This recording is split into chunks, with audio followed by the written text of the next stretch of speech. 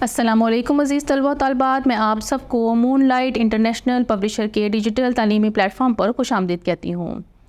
آج ہم غزوہ احد جو کہ حق و باطل کا دوسرا معرکہ ہے کے واقعات پڑھیں گے۔ غزوہ بدر جو شوال 3 ہجری میں پیش آیا،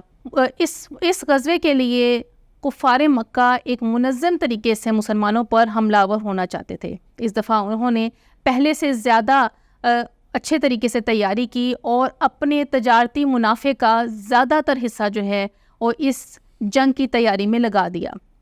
اس کے علاوہ ان کے پاس ساز و سامان اور جنگی اسلحے کی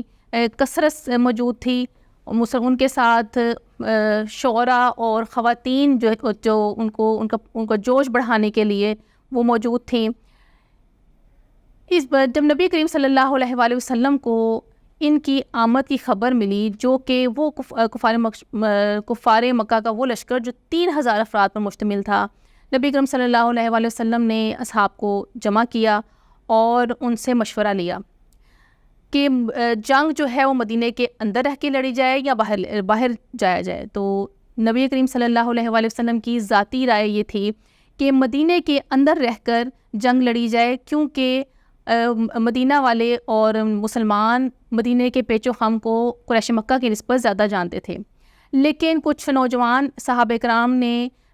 جوش میں یہ مشورہ دیا کہ مدینے سے باہر جا کر جنگ لڑی جائے۔ تو نبی کریم صلی اللہ علیہ وآلہ وسلم نے ان کے مشورے کو تسلیم کر لیا اور آپ احد کے پہاڑ کی طرف روانہ ہوئے، کیونکہ قریش مکہ اس وقت احد کے مقام پر، احد کے پہاڑ پر موجود تھے۔ نبی کریم صلی اللہ علیہ وآلہ وسلم جب مدینہ سے احد کی طرف روانہ ہوئے تو عبداللہ بن ابی جو رئیس المنافقین تھا، وہ اپنے 300 ساتھیوں کو لے کر الگ ہو گیا، اور اس کا کہنا یہ تھا کہ اس کی رائے کہ مدینہ منورہ کے اندر رہ کر جنگ لڑی جائے نہیں مانی گئی، اس لیے وہ مسلمانوں کا ساتھ نہیں دے گا۔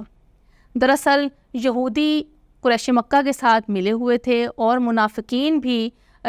مسلمانوں کی مدد نہیں کرنا چاہتے تھے، اس لیے انہیں کسی نہ کسی بہانے کی ضرورت تھی۔ اس طرح مسلمانوں کی تعداد جو کہ 1000 تھی، اب 300 افراد کے الگ ہو جانے سے صرف 700 افراد پر مشتمل تھی۔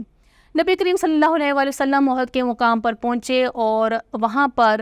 احد کی پشت پر آپ نے اپنا خیمہ لگایا، اور اس کے ایک پہاڑ ان کے سامنے موجود تھا جہاں سے قریش مکہ کے حملے کا خطرہ تھا۔ تو نبی کریم صلی اللہ علیہ وآلہ وسلم نے حضرت عبداللہ بن جبیر رضی اللہ تعالیٰ عنہ کی قیادت میں 50 تیر اندازوں کا دستہ وہاں مقرر کیا اور ان کو ہدایت دی کہ فتح ہو یا شکست، کسی بھی صورت میں وہ اس جگہ کو نہیں چھوڑیں گے۔ باقاعدہ جنگ کا آغاز ہوا اور قریش مکہ کی طرف سے ایک علمبردار نے مسلمانوں کو للکارا، جس کا جواب دینے کے لیے حضرت علی کرم اللہ وجہہ گئے اور اس کو واسطے جہنم کیا۔ اس کے بعد باقاعدہ جنگ کا آغاز ہوا اور مسلمانوں کی جانب سے حضرت علی کرم اللہ وجہہ، حضرت حمزہ رضی اللہ تعالیٰ عنہ اور حضرت طلحہ بن عبید اللہ رضی اللہ تعالیٰ عنہ مسلمانوں کی طرف سے داد شجاعت دکھاتے ہوئے آگے بڑھے، اور انہوں نے قریش مکہ کے 12 علمبرداروں کو قتل کر دیا، اور اس کے بعد ایک عام جنگ جو ہے وہ جاری ہو گئی، اور حضرت حمزہ رضی اللہ تعالیٰ عنہ شجاعت کا مظاہرہ کرتے ہوئے دشمن کی صفوں کو چیرتے ہوئے آگے بڑھ گئے۔ حضرت حمزہ رضی اللہ تعالیٰ عنہ نے ابو سفیان کی بیوی ہندہ کے باپ کو غزوہ بدر میں قتل کیا تھا۔ اب ابو سفیان کی بیوی ہندہ اپنے ایک غلام جس کا نام وحشی تھا، اس کو اس بات پر آمادہ کر کے لے کر آئی تھی کہ وہ حضرت حمزہ رضی اللہ تعالیٰ عنہ کو شہید کر دے، تو اس کے عوض وہ اس کو آزاد کر دے گی۔ تو پچھلی طرف سے حضرت حمزہ رضی اللہ تعالیٰ عنہ کے